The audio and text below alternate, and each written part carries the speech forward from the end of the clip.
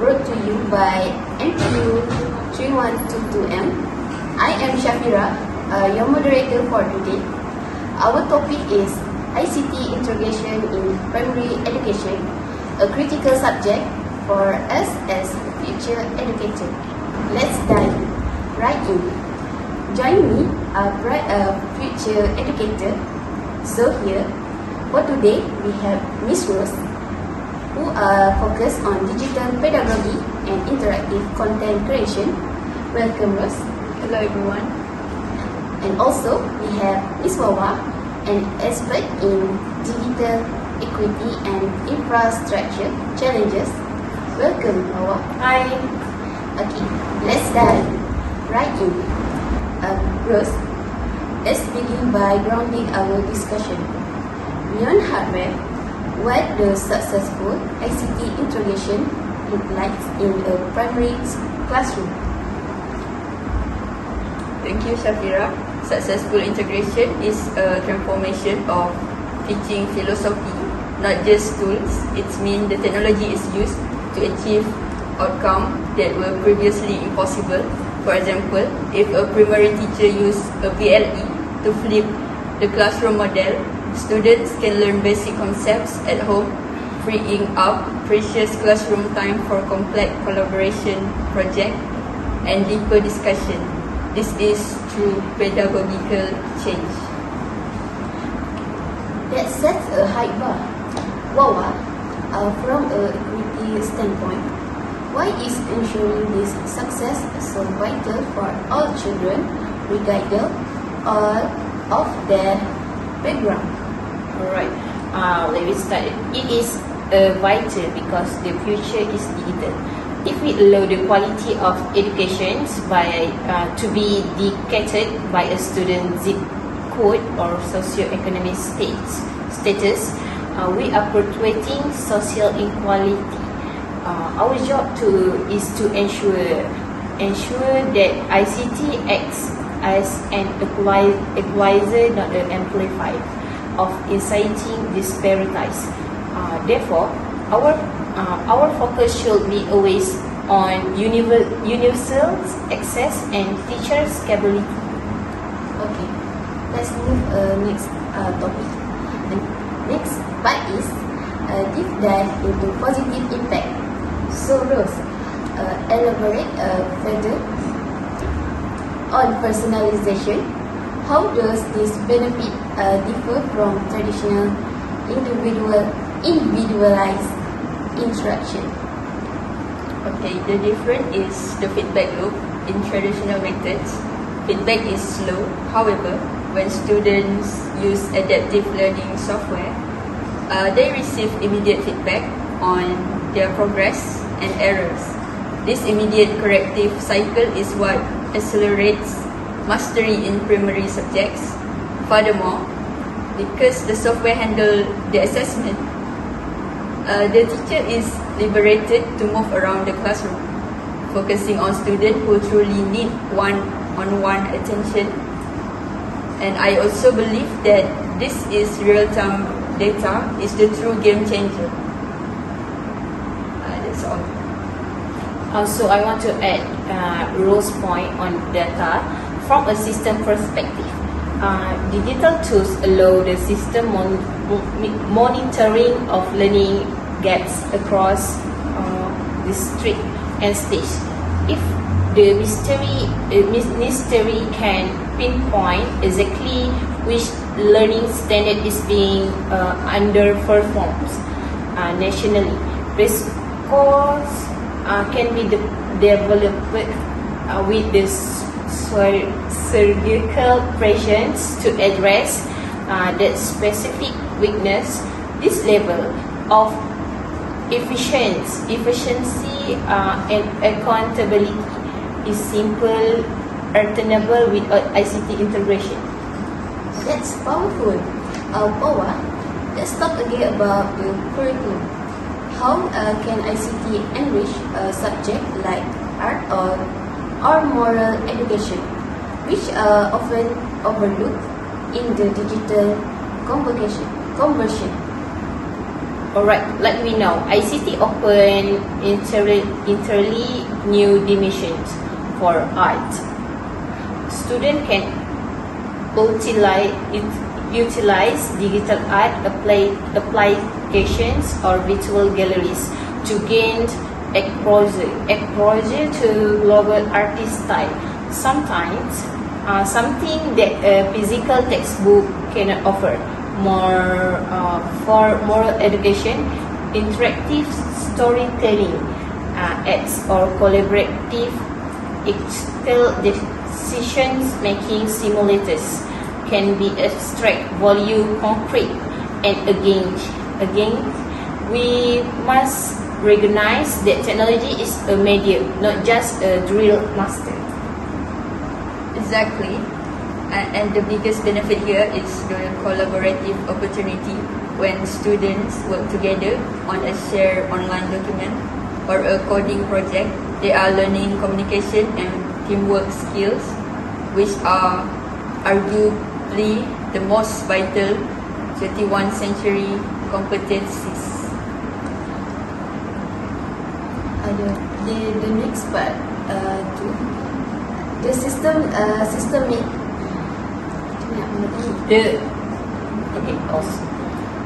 Okay, we move to the next part. It was the system challenge. We move to the next. Yes. Okay, we move to the next part. The systemic challenges. We must be realistic about the obstacle. Wow.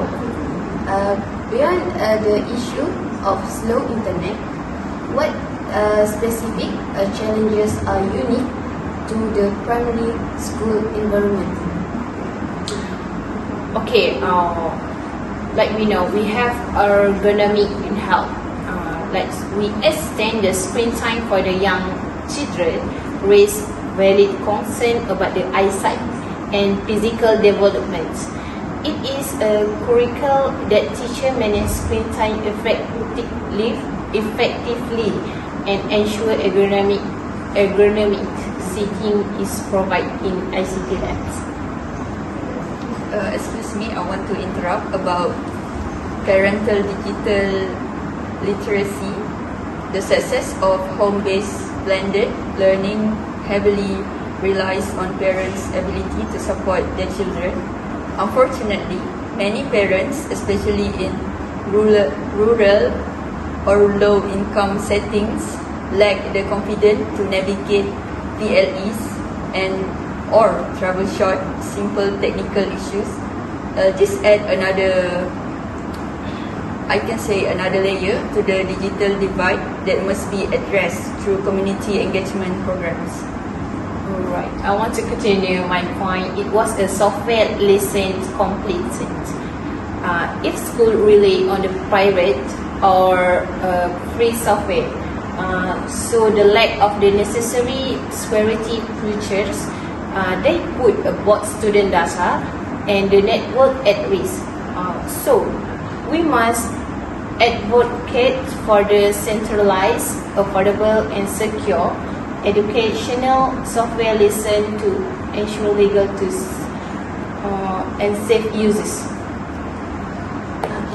I want to ask Rose, from a teacher's perspective, how can we solve the problem of content relevance? Are the resources provided by the MOE sufficient? They are a good start, but often generic.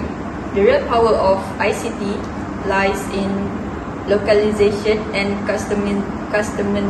customization.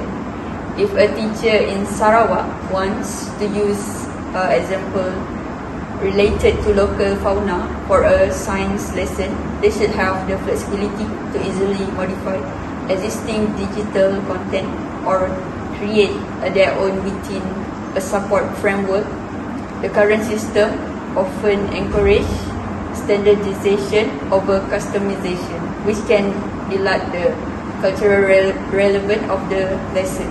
We need training that emphasizes content creation and adaptation not just content consumption. I agree with Rose highlight curricular points. The lack of localized qualities and culturally relevant content often force teachers to revert to the traditional methods. Even if the infrastructure is perfect, this is because using irrelevant digital material feel less effective than using a familiar localized physical textbook. The content gap is a massive barrier. For the last part is strategic recommendation. Let's start dedicate this segment to concrete strategies. Wawa, what should the focus be for system level change to improve infrastructure logistic? So the point is the strategy need to be national digital infrastructures maintains the policy. So decentralized IT support model, that was a first point. Instead of waiting for the technicians from the center MOE office, schools should be empowered by dedicated trains ICT coordinations, or we call it was cluster of school who can handle first line troubleshootings and minor repair immediately. That is the only viable way to minimize downtime and keep resource functionally. So for the second is infrastructure transparency. Okay, the MOE should publish an annual that was called digital inquiry reports that transparently show the student to device ratio and average internet speed in various districts. So this is the transparently will drive politically and will have to ensure equitable resource allocation. Okay. Rose, for your opinion, how can we transform a teacher training to ensure they are confident and effective digital educator? As for me, we need to redefine training, project-based professional development (PD). Instead of passive workshop, all PD should be project-based. For example, teachers should be required to collaborate to design and execute a digital lesson unit and present the student outcomes, not just the lesson plan. This embed the skill directly into practice. Focus on digital pedagogical content knowledge, TPEC. It is insufficient to teach teachers to use the software. They must be taught how to integrate the technology into their content knowledge for pedagogical gain. Training must be bridge these three elements effectively, according to Kamaru Zaman 2021.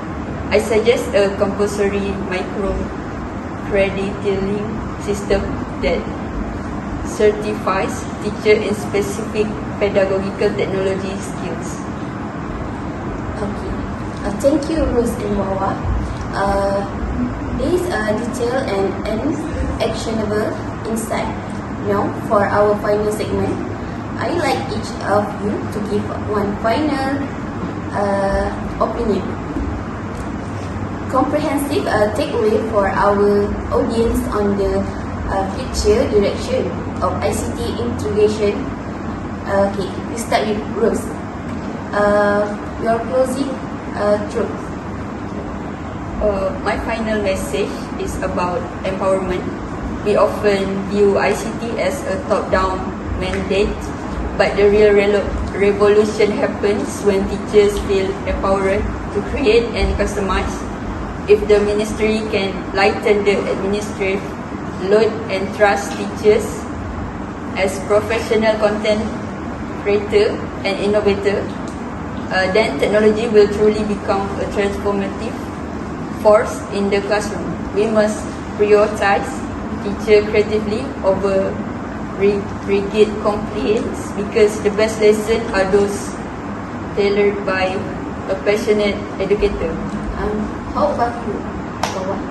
So my final thought revolves around the commitment. We cannot allow the establishments for the ICT integrations to fade after the internal device or roll out. It requires a sustained decade-long commitment to the maintenance, infrastructure upgrades, and robust connectivity for the most remote school. The investment is not really mainly an educational expenses. It is critical national investment in human capital and social cohesion. If we achieve the true digital equality in our primary school, we would a stronger, fairer nation for all our children. That's all. Okay, thank you for sharing your expertise. The message is resounding. Success requires and comprehensive system change, investing in both the connectivity, WAWA demands, and the pedagogical creativity growth champions. We must continue to champion digital equity and empower our educators.